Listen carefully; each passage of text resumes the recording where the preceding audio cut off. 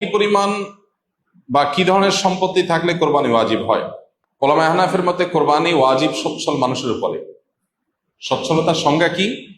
যার কাছে এই পরিমাণ সম্পদ আছে, যে পরিমাণ সম্পদ দিয়ে সে, যে পরিমাণ সম্পদ হলে জাকাত ওয়াজিব হয়।